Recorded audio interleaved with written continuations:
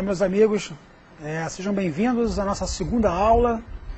E essa segunda aula, ela efetivamente introduz o que é relevante inicialmente para nós montarmos ou estruturarmos nosso planejamento dos nossos atletas. Ela aborda justamente os princípios do treinamento físico esportivo. Vamos dividir isso em partes. A primeira parte, que é a aula de hoje, iremos atender a só os 3 princípios iniciais. E nas outras aulas iremos ver os outros princípios, o que vem a ser esses princípios. Na realidade, o que nós temos que nos galgar ou nos apoiar para estruturar o planejamento sem grandes erros. Então, existem princípios que são como se fossem regras, como se fossem leis da física, aplicado, obviamente, ao treinamento esportivo, que nos rege e nos faz saber corrigir ou saber trilhar um caminho seguro para o objetivo final, que, obviamente, é o rendimento dos nossos atletas ou alunos ou participantes. Então, para isso, nós iremos ver esses 3 princípios e observarmos a gama de opções que nós temos. Vamos dar uma olhada, então, no que nós temos para a aula de hoje.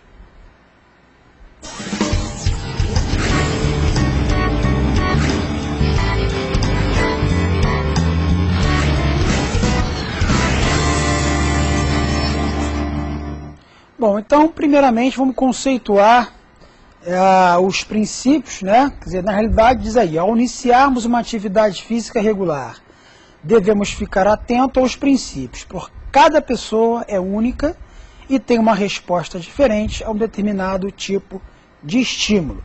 Então, isso é o que eu falei anteriormente, que é o relevante. Então, quais são esses princípios que nós temos aqui para estudar na aula de hoje? São esses 3. O primeiro deles, a individualidade biológica, a adaptação e a sobrecarga. Antes de nós partirmos para determinarmos e dissecarmos um pouco melhor cada um desses princípios, lembro a você que isso, apesar de ser semelhante a regras, não são regras que tenham que ser seguidas sempre ao pé da letra. Significa que isso são formas de nos instruirmos ou situações que nós temos que montar o planejamento dos nossos atletas, formas que vão nos dar a ferramenta apropriada para não errarmos na prescrição. Obedecendo esses princípios, dificilmente você vai cometer um erro ou esquecer de fazer alguma coisa e vai errar ou vai esquematizar de maneira errada, equivocada, o macrociclo, o treinamento do seu atleta. Então, mas que em algum momento, dependendo se ele é participação educacional ou rendimento, eu tenho que burlar, entre aspas, ou tentar minimizar cada um desses princípios para poder atender à necessidade pontual daquele indivíduo. Por isso que no conceito inicial, o que foi dado ali, cada indivíduo é cada um. Eu nunca me esqueço, de dar um relato a vocês, o primeiro curso que eu fiz, treinamento físico e esportivo, há muitos anos atrás, foi até fora do Brasil, e eu tive com um dos maiores profissionais da área de treinamento, de fisiologia do mundo, e quando eu tive com ele num curso, assim que terminou, a primeira coisa que ele disse no curso, ele disse, para montar um bom planejamento, conheça bem o seu atleta. Eu não tinha entendido bem o que ele quis dizer, fiquei um pouco decepcionado inicialmente, porque eu não viajei tanto tempo, paguei uma grana para poder ouvir aquilo, eu queria detalhes. Só que ele, ao longo do curso, mostrou que por mais que se domine todos os princípios, toda a ciência, cada indivíduo se comporta realmente de maneira diferente. Por isso que quer dizer que tenha em suas mãos as ferramentas, conheça muito bem a ciência, domine esses princípios, mas que em dado momento você tem que fugir um pouco até dos seus princípios para levar aquele aluno, aquele atleta ao patamar que ele deseja. Por isso que é importante se lembrar, estar com a mente aberta o tempo inteiro. Perfeito? Dessa maneira, vamos detalhar, vamos dissecar agora cada um desses princípios direto ao assunto.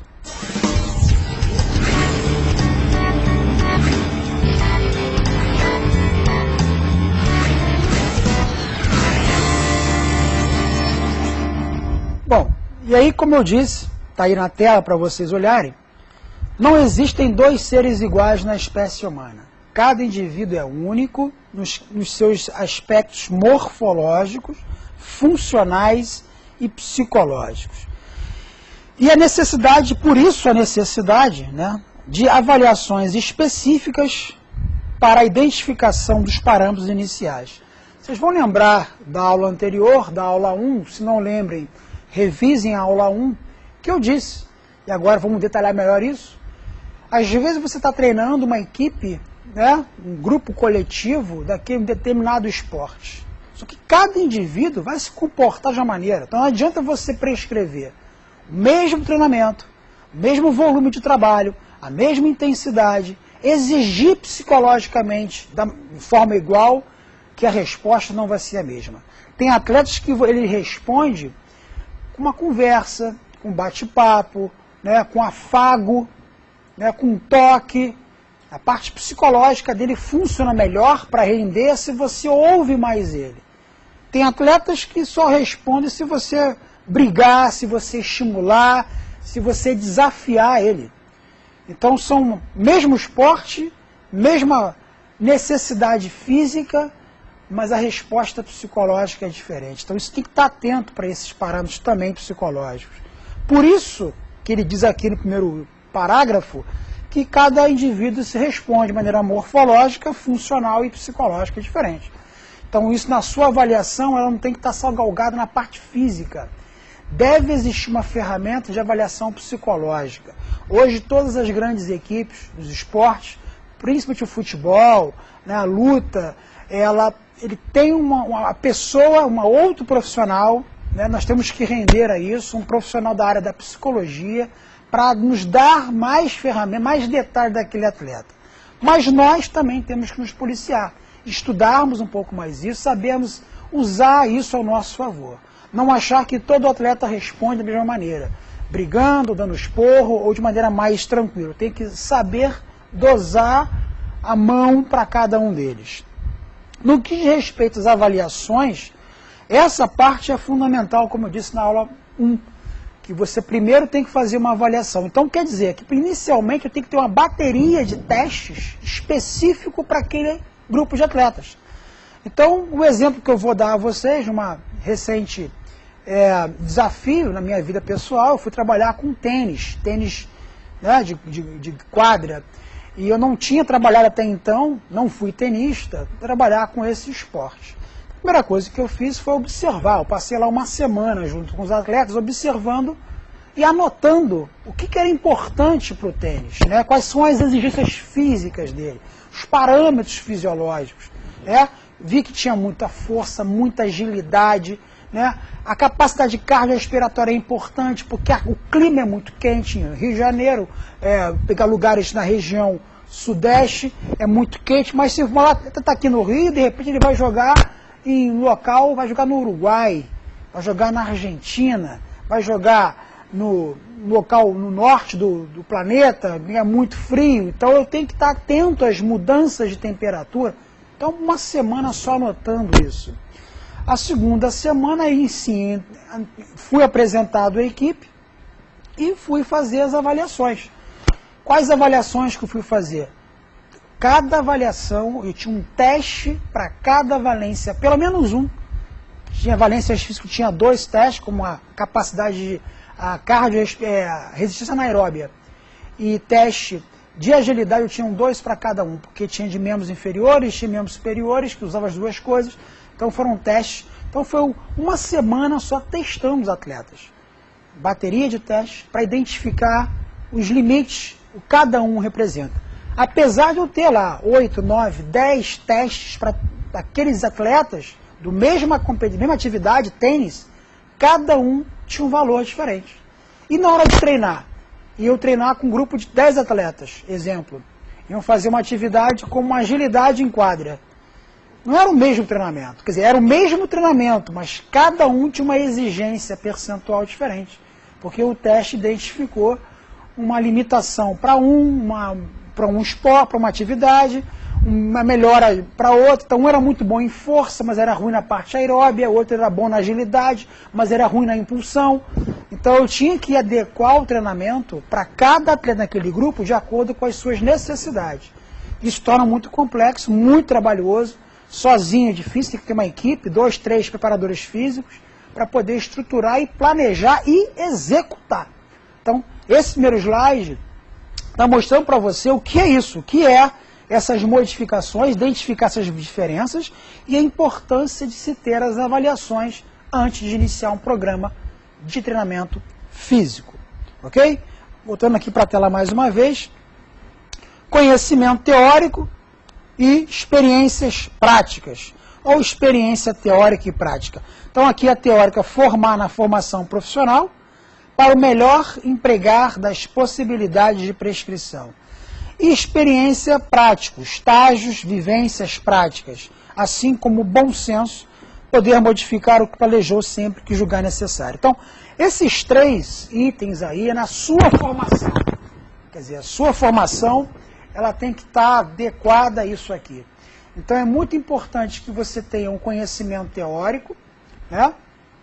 Que você tenha estudado sobre aquela atividade, tenha lido sobre aquela atividade, tenha observado sobre aquela atividade, se você não foi a sua experiência observado, que você tenha feito experiências práticas. Por isso que na sua formação, você que está agora aí concluindo a sua universidade, o seu curso, essa matéria aí, ela praticamente no final do teu curso, fim do seu curso, que você tenha experiência em diversas áreas.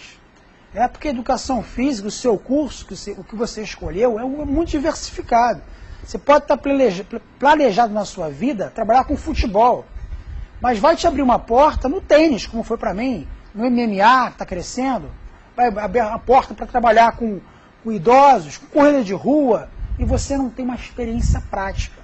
O que é essa experiência prática? Vivenciar aquilo, ser aquilo, né? Experimentar aquilo em você, é muito importante, mas também estagiar, ouvir ou estar junto de pessoas que vivenciam aquilo, que prescrevam aquilo, para que você possa, enfim, questionar. Eu trabalhei também com remo, nunca tinha remado. O que eu fiz? Passei um mês lá num clube de remo, acompanhando o preparador físico para conhecer o nome dos barcos, como é que faz, a posição, o que exige mais fisicamente, qual a região do corpo que mais sofre. E fui lá remar, botei a mão lá para remar, para sentir em mim como é que isso funciona em mim. Ora, uma vez que eu tenho uma experiência prática e li teoricamente sobre aquele esporte, dificilmente você vai errar. Então Augusto Conte dizia, para conhecer a coisa, seja a coisa. Experimente aquilo, faça um pouco aquilo, né? Nem que você vai fazer aquilo a vida toda, mas curta aquilo pelo menos uma semana, 2, para você saber como é que aquilo funciona em você. Estude bem, dificilmente você vai errar na prescrição. E o último item desse slide diz assim, tenha bom senso. Às vezes tudo que se planejou, se idealizou, montou um macrociclo maravilhoso, complexo, levou um mês para montar aquele macrociclo, estruturado, com as cargas certinhas, de volume e intensidade. Na hora que você vai prescrever não funciona. E às vezes acontece isso. Não funciona. O que você faz? Muda uma coisinha aqui ou outra. Tem um bom senso de saber que aquilo não está se adequando àquele indivíduo. Ou às vezes adequou a um e não está se adequando a outro. Você tem que modificar uma coisa. Por isso que o treinamento físico ele é dinâmico, ele é constante. Por isso que um preparador físico tem que ser bem pago, tem que ser bem valorizado financeiramente e até em termos, né, de status, porque ele requer muita atenção. Agora também você tem que fazer a sua parte, você não pode errar na prescrição. Aquele atleta, aquele indivíduo que procurou você ou que uma equipe te chamou para trabalhar ali, você tem que dar os resultados. E dar os resultados, você tem que confiar no teu trabalho. Pessoas vão dizer que está fazendo errado, vão criticar o seu trabalho, é muito comum isso acontecer. Confie no seu trabalho, mas ouça. Se porventura achar que tem que mudar, mude. Isso aí é o bom senso. Vamos para a tela mais uma vez. Lembrando que o princípio da individualidade biológica, e é desse que nós estamos falando aqui, né? Acabei que eu não destaquei, mas eu vou destacar com vocês aqui, né? Esse princípio está mostrando para a gente o quê? Que eu tenho que observar que o indivíduo, cada indivíduo tem uma forma de se comportar e que ele obviamente, responde a dois estímulos, o genótipo e o fenótipo. Cada um representa. Genótipo é aqueles fatores hereditários que você herdou lá dos seus pais e avós, que entram na constituição do indivíduo ou de uma linhagem. Quer dizer, não tem como você modificar. O genótipo tem essa questão, né? Quer dizer, o que você herdou, dificilmente você modifica. Vamos ver mais à frente que existem tipos morfológicos de indivíduo. O cara mais longilíneo, né, mais esguio, o cara mais quadrado, mais, né, ossudo, ou aquele indivíduo mais cheinho, mais gordinho. Esses perfis morfológicos têm muita herança genética nele ali. Claro que você pode modificar, mas não mudar completamente. O que eu quero dizer com isso? Às vezes você tem um indivíduo, pega uma coisa mais direta e mais simples, que tem na sua herança genética ser um indivíduo de 1,90 m, 1 metro ou 2 metros, e de repente ele queira fazer uma atividade como ginástica artística, que atletas, se pensando em rendimento, é claro, tem que ter no máximo 1,50 m, 1,60 m. Então o cara vai ter 2 metros de altura, 1,90 m, esquece. O genótipo que ele herdou dos pais vai ter uma estatura que não vai ser adequada para ser um campeão. Não, vai participar apenas. Beleza, dá para participar, mas não vai conseguir dar mortal triplo. Vai dar mortal duplo, né? Simples, um único. Triplo não vai conseguir fazer pela sua estatura. Tem uma limitação morfológica. E vice-versa para outros esportes. Então o genótipo é isso, tem que estar atento. Eu vou citar um exemplo também para usar aqui, vai parecer um pouco cruel, mas é um exemplo prático. Um colega que trabalha numa grande equipe do futebol brasileiro, não vou dizer a equipe qual é, claro, ele atende atletas adolescentes, na divisão de base, lá com 12, 13, 11 anos de idade. E certamente um clube despeja dinheiro naquele atleta para se tornar um grande craque. E, consequentemente, reverter o investimento dele, vendendo o atleta ou mantendo ele no clube, dando títulos ao clube. E tem, obviamente, a posição de goleiro no futebol hoje requer uma estatura mínima de 1,90 m. Você vai ter um goleiro aí de 1,70 m, 1,80 m. Dificilmente você tem um goleiro de 1,70 m, 1,80 m espontâneo no futebol internacional. Todos, quase 100%, têm em torno de 1,90 m ou mais. Então, indivíduos da categoria de base desse clube, goleiros, se faz teste, tem avaliações para isso, tem teste para isso, que identifica a estatura final. Então você pode hoje pegar um indivíduo com 11 anos, através de alguns testes, que você aprende ao longo da sua vida profissional, nos seus estágios, identificar o quanto ele vai crescer. E se ele identificar lá, pode ser um bom goleiro, com 11 anos de idade, 12 anos de idade, que vai ter no máximo 1,80 m, 1,70 m, o clube dispensa o atleta. Agradece e dispensa o atleta. Por quê? Porque não vai conseguir despontar no cenário internacional. Isso é uma maneira de você dizer, o genótipo daquela criança está restringindo a sua evolução no esporte. Vai jogar futebol de quadra ou futebol de areia, mas não de campo, porque no campo não vai conseguir ter grande sucesso. Pode até ser que aconteça, mas a probabilidade é muito pequena. Isso é um exemplo do que você tem que estar atento nesse indivíduo, porque o princípio da individualidade biológica ele também é relevante quando você observa o genótipo. Por isso que se faz teste também para avaliar isso. Já o fenótipo, vamos ver aqui na tela, características apresentadas por um indivíduo, sejam elas morfológicas, fisiológicas, comportamentais. Também características bioquímicas do indivíduo. Ora, o fenótipo é basicamente aquilo que você quer trabalhar, que você quer treinar, né?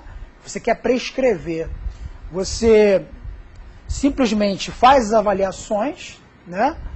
Faz lá o treinamento, cada valência física você estimula ou testa, quer dizer, desculpa. A morfologia, então, avaliações antropométricas, avaliação de estatura, de impulsão, as morfológicas, né? Peso dimensões, comprimento de segmento, até para enquadrar se aquela morfologia se adequa ao esporte. Mais uma vez falando de rendimento.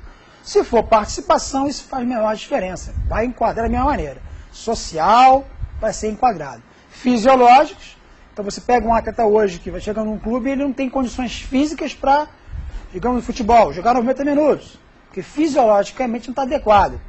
Então você vai treinar e mudar esse perfil fisiológico desse indivíduo fenotipicamente, transformá-lo ele num indivíduo capaz de completar aquela prova, de completar ou cumprir aquela missão física. E comportamentais também, o fenótipo pode ser modificado. Um indivíduo muito nervoso, né, muito ansioso, pode ter que ser trabalhado e modificar a forma dele, o comportamento dele. Foi uma criança, foi um indivíduo que sempre se manteve ansioso, nervoso, instável, mas para o esporte dele aquilo não cabe.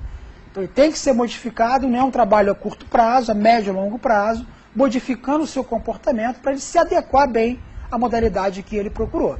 Isso também é uma maneira de você modificar. Então qualquer modificação, característica ela já tem, poder ser modificada, características do fenótipo.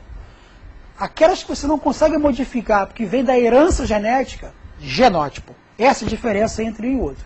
E você, enquanto preparador físico, tem que estar adequado, tem que se antenar a esses dois princípios, diferenciar essas duas variáveis e poder aí sim saber o que você pode esperar daquele atleta. O que eu posso treinar e ele vai evoluir. E aquilo que eu posso treinar, que ele dificilmente vai conseguir evoluir, porque é uma estrutura genética do indivíduo.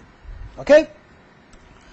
Aqui na tela, mais uma vez, como eu já comentei lá, a questão do genótipo, todo indivíduo, ele apresenta essas três características, e isso é uma das maneiras de você enquadrar, e cada um desses parâmetros, o endomorfo, o mesomorfo e o ectomorfo, todos nós temos um percentual, digamos assim, desses três componentes.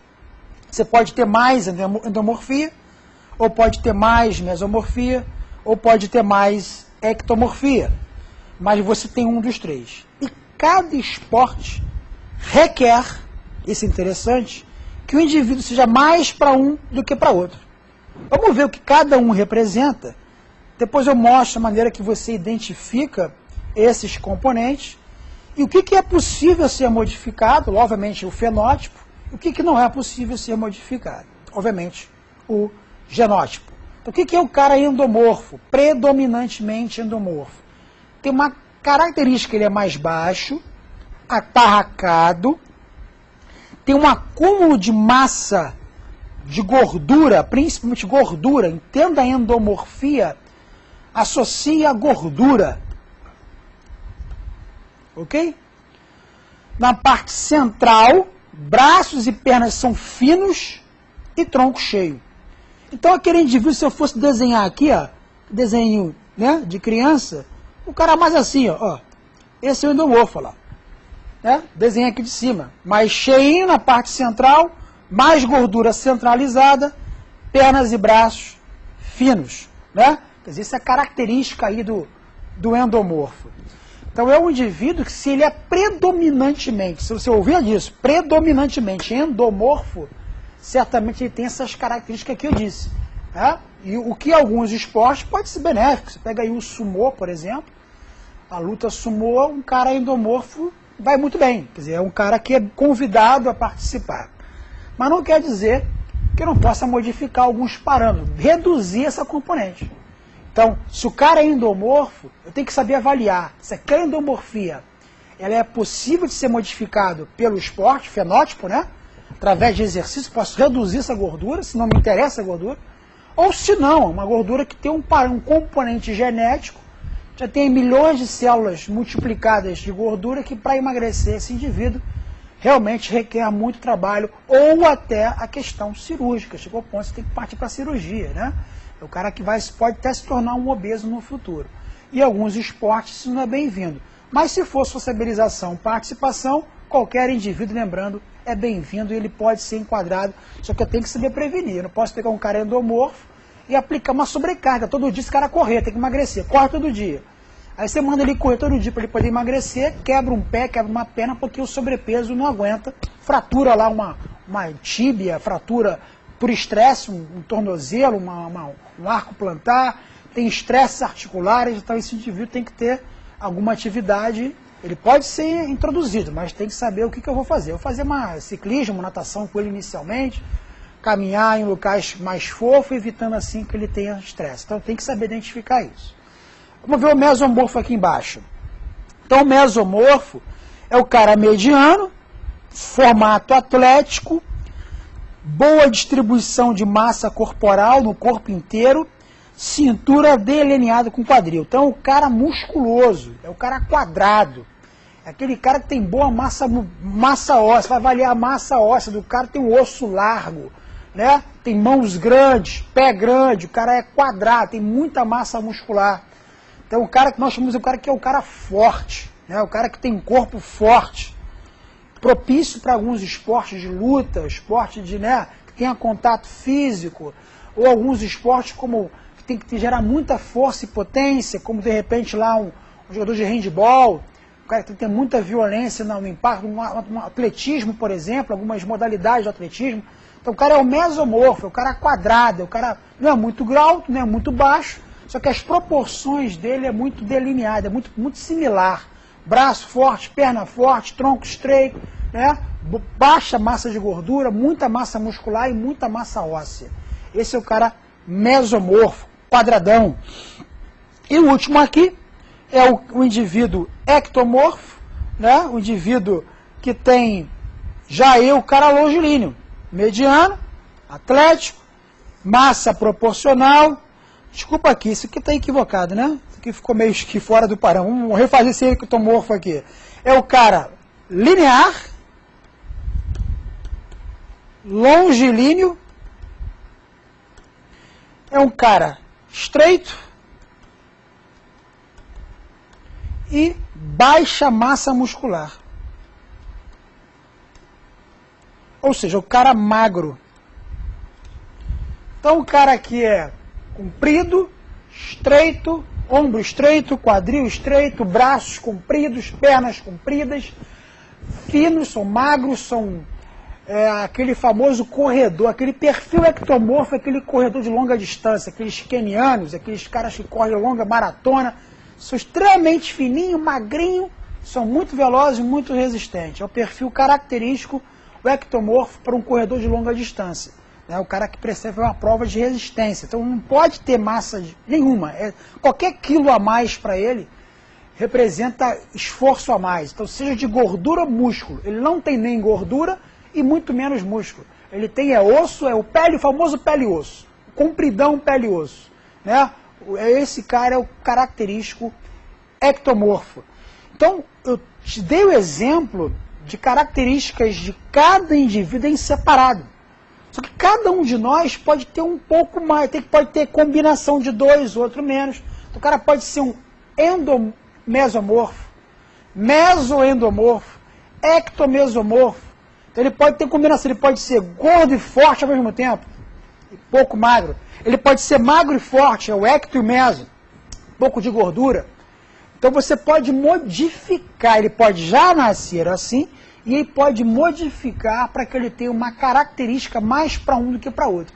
Então, através do treinamento, é possível modificar alguma coisa desses componentes. Então, o cara é extremamente endomorfo, mais ou menos meso e pouco ecto, eu posso baixar o componente de endomorfia, restringindo o alimento, gordurosos, aumentando a carga de trabalho aeróbico e baixar a gordura, aumentar a massa muscular dele e ficar mais meso, que crescer o meso, baixar o endo, para se enquadrar num esporte, e por aí vai. Então é possível que o treinamento ele possa modificar, mas não mudar completamente esses parâmetros. Então existem testes que determinam isso. Vamos ao exemplo na tela de alguns testes de avaliação que identifica isso. Repara aqui na tela.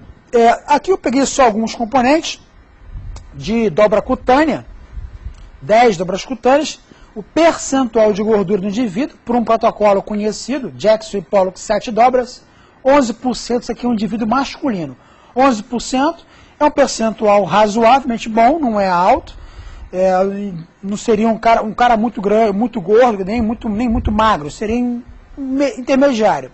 Diâmetros ósseos, e aqui eu tenho as componentes, olha lá, 3,7 de endomorfia, 6,9 de mesomorfia e 1,1 de ectomorfia. Eu não estou vendo aqui perimetria, mas o que eu posso observar? Esses três componentes são apresentados desta maneira, através de números, né? 3 números. Então o que eu reparo? Esse cara é muito mesomorfo, tem muito boa massa muscular, tem um pouco de gordura, mas até 3, 3,5 não é alto, acima de 4,5, 5 já seria alto, então está dentro dos parâmetros de normalidade.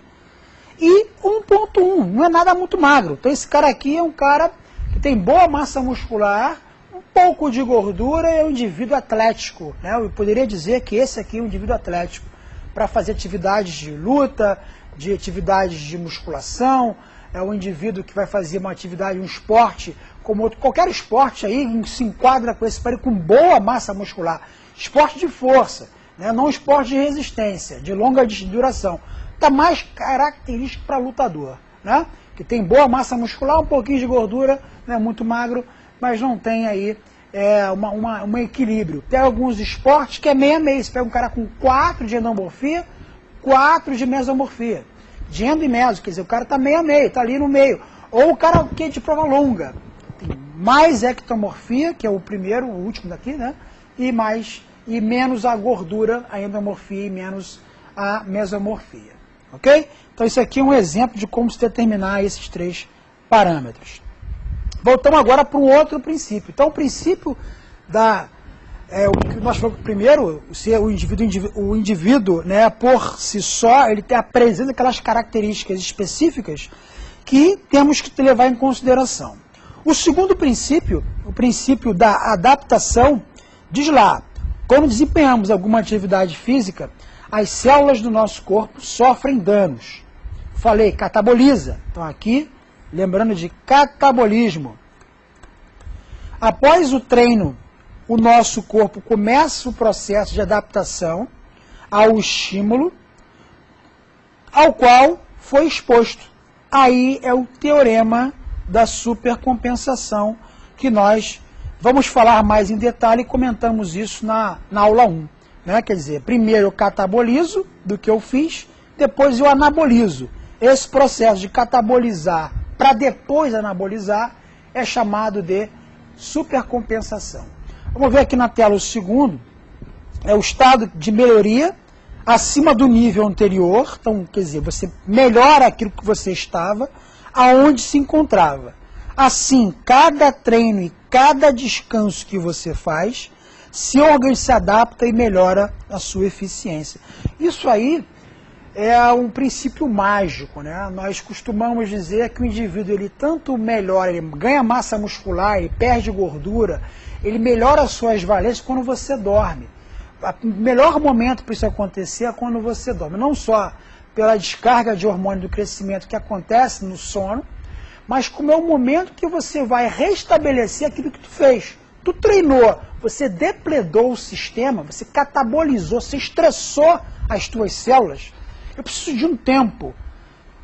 Dependendo do sistema e quanto se depredou, pode levar até 24 horas para você se adaptar, readaptar até mais.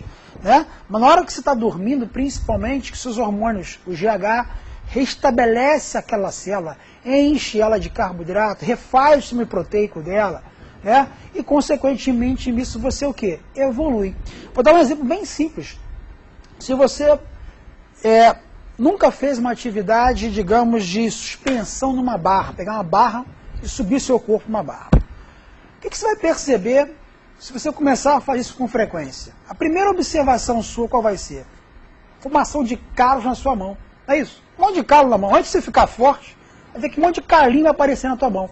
Esse é um processo de supercompensação. Vamos observar. Você botou a sua mão ali no metal rígido, a sua pele é comprimida contra ele. O seu peso está suspenso ali.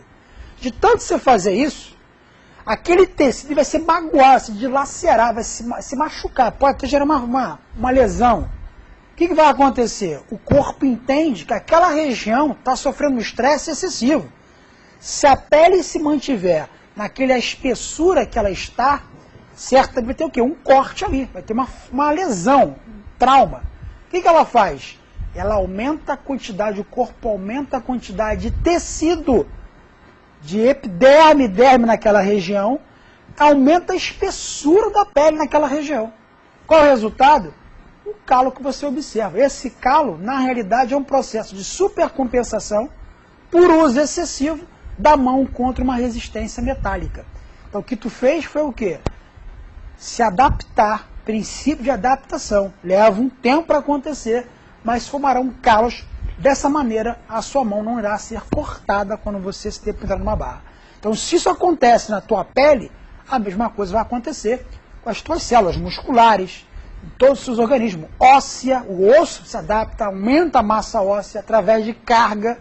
O osso é uma estrutura ímpar que só tem esse formato porque tem a gravidade comprimindo, te puxando para baixo. Se você for para fora da Terra, o outro corpo celeste de baixa gravidade, a massa óssea toda vai embora. Diga aí os astronautas, né, que quando vão para fora, fora do nosso sistema, fora da atmosfera da Terra, por ter pouca atração gravitacional, o osso começa a perder a massa óssea. Porque, grava bem uma coisa, da mesma maneira, a adaptação não é só positiva, ela pode ser negativa.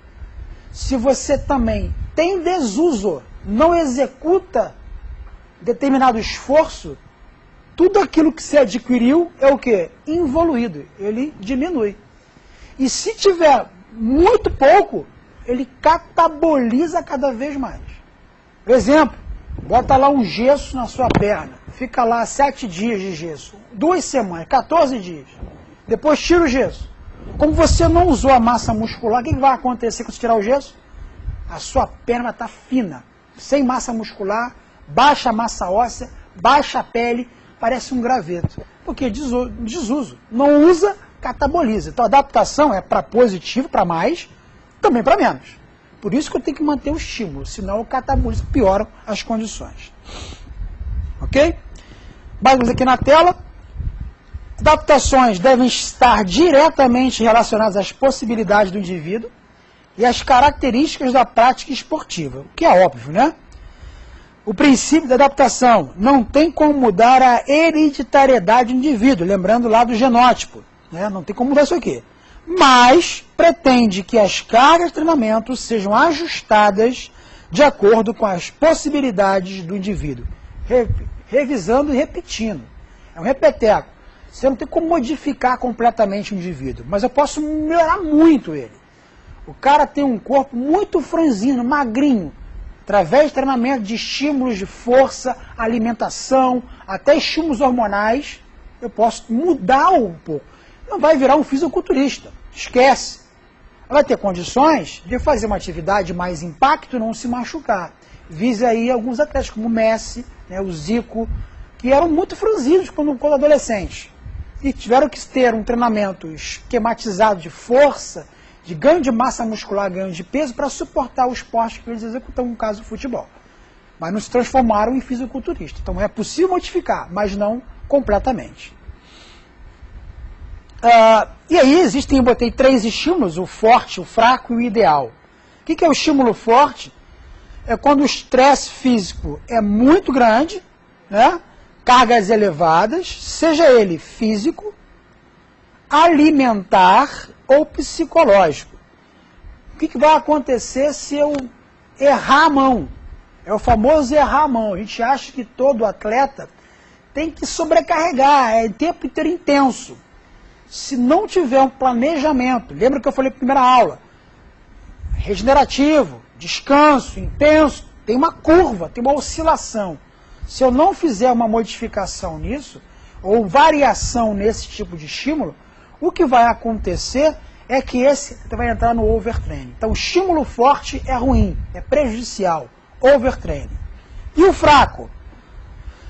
Sem grandes efeitos, não consegue promover adaptações do sistema biológico. Eu vou lembrar a vocês que o fraco, ele é aquele estímulo débil, aquele estímulo que em algum momento foi bom, isso é interessante. Porque o que é um estímulo fraco? Depende da condição inicial do indivíduo. Então, se você corre 10 quilômetros a 4 minutos o quilômetro, se eu mandar você correr 2 a 6 minutos, isso é débil para você. Você vai ter uma modificação. Porque o seu corpo está adaptado a uma condição acima. Mas talvez esses 2 quilômetros a 6 minutos, para um cara que é sedentário, isso é muito forte. Então a questão de forte e fraco depende da condição inicial. Não existe levantar 100 quilos na academia, é forte ou fraco? Depende. Tem pessoas que é impossível, outros que é ridículo. Então depende do indivíduo. Então, e como o indivíduo melhora, o que hoje pode ser forte, daqui a 4 semanas pode ser fraco. Então, se eu não sobrecarregar, ele, cara, não evolui. Ou seja, já estou dando a dica para o terceiro princípio, que é o princípio da sobrecarga. Por isso que eu não posso aplicar uma única carga constante, porque senão esse cara não vai evoluir. E o estímulo ideal é aquele que se adapta às condições, é o que nós queremos, ou seja, carga adequada para aquele indivíduo evoluir. Terceiro e último princípio da aula de hoje, princípio da sobrecarga. Está lá, vamos ler. É um estímulo causador de estresse no nosso organismo, que como resultado aumenta a sua função. Necessário que o estímulo seja variável, olha que importante isso aqui, hein? Geralmente cai em prova. E regulado de acordo com as respostas do aluno-atleta.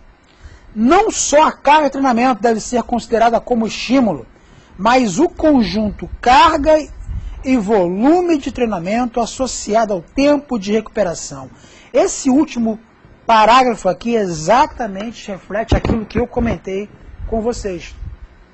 Que a sobrecarga, na realidade, está associado à adaptação. Vou pegar um exemplo mais claro disso. Você vai no médico, o médico manda você caminhar. Vai caminhar porque senão você vai morrer do coração, vai ter diabetes mellitus, vai lá ter alguma doença cardíaca. Aí você começa a caminhar. Era sedentário, você começa a caminhar por aí, né? Caminhar, está caminhando, caminhando, está caminhando. O que vai acontecer com você? Como você era sedentário, começou a caminhar, houve uma sobrecarga. Mudou alguma coisa. Você tinha 30% de gordura, caiu para 28%. Você estava com a pressão arterial 140 por 100, está agora com 130 por 90, baixou, normotenso. Mudou alguma coisa. Mas o que acontece? A caminhada tem pouca modificação, a sobrecarga da caminhada é muito difícil de fazer. Você pode, mas o cara caminha mais rápido, ou subir uma ladeira, mas normalmente as pessoas continuam caminhando as mesmas distâncias, na mesma intensidade. Ou seja, todo dia eu caminho lá 8 quilômetros. Vou de um ponto a outro, vou caminhando, leva 1 hora para fazer isso. 4 quilômetros, desculpa, 1 hora. Ótimo. Todo dia. O que aconteceu? Acabou a sobrecarga. Porque aquele estímulo é constante, não há uma modificação. Qual é o resultado?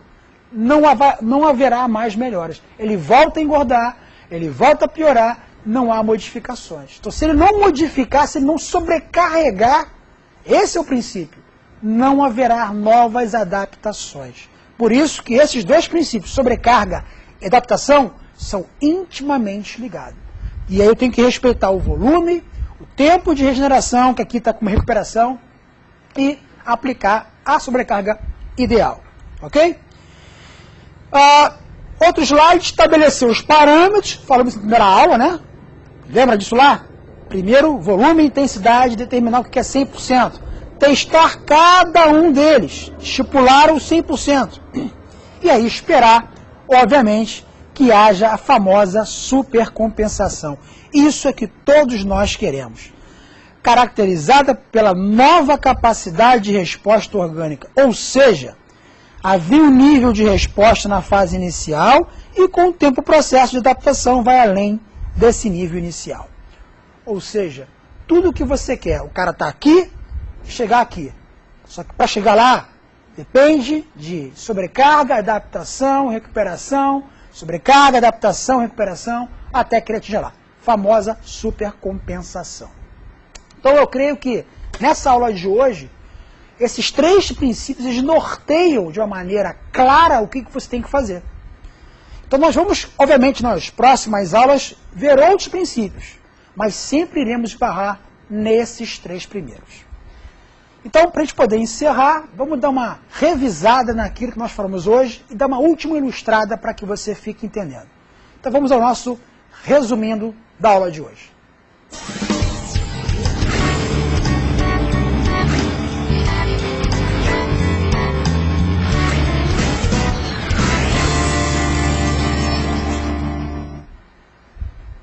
Bom, então nós pegamos esses 3 princípios a iniciar.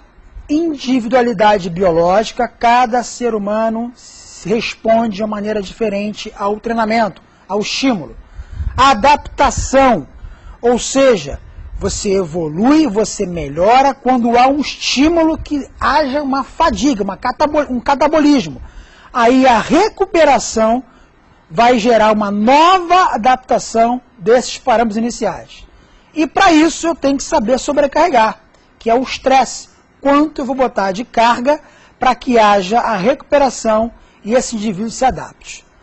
E para a gente poder encerrar, vou fazer um modelo aqui no gráfico, que é um modelo de supercompensação.